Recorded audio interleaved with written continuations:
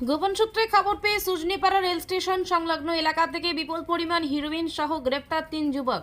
শনিবার রাতে STF Jangipur crime branch এবং সুতি থানা পুলিশের যৌথ উদ্যোগে গ্রেপ্তার করা হয় তাদের। পুলিশ জানিয়েছে ধৃতদের নাম সাহিল আলী, ইকবাল খান এবং অনুনান খান। সকলে বাড়ি মণিপুর রাজ্যে। রবিবার সুতি থানা প্রাঙ্গণে সাংবাদিক সম্মেলন করেন ফারাক্কার এসডিপিও শেখ শামসুদ্দিন। সাংবাদিকদের তিনি জানিয়েছেন ধৃতদের বহরমপুরের বিশেষ আদালতে পাঠানো হচ্ছে। তাদের কাছ থেকে মোট 570 গ্রাম হিরোইন বাজেয়াপ্ত করা হয়েছে। কোথা থেকে হিরোইনগুলো নিয়ে এসে কোথায় পাচারের চেষ্টা করছিল তা তদন্ত করে দেখা হচ্ছে পুলিশের পক্ষ থেকে। রাত 1:30টার দিকে তার কিছুক্ষণ আগে আমাদের কাছে একটা ইনফরমেশন আসে কলকাতা পুলিশ এসটিএফ এবং জঙ্গিপুর ক্রাইম সেলের কাছ থেকে।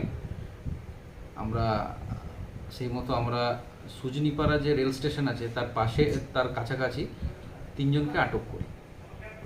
3 জনের নাম সাহির আলী, মোহাম্মদ ইকবাল খান আর রোনান খান। 3 জনই মণিপুরে বাড়ি। তাদেরকে আমরা আটক করি এবং তাদের কাছ থেকে টোটাল 570 গ্রাম অ্যাপ্রক্সিমেট হিরোইন আমরা পাই।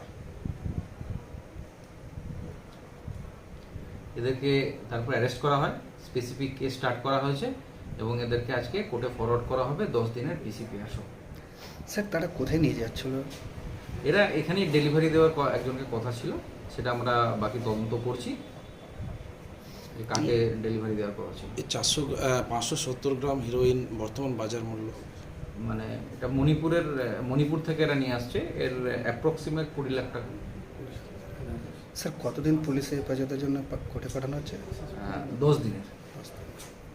তো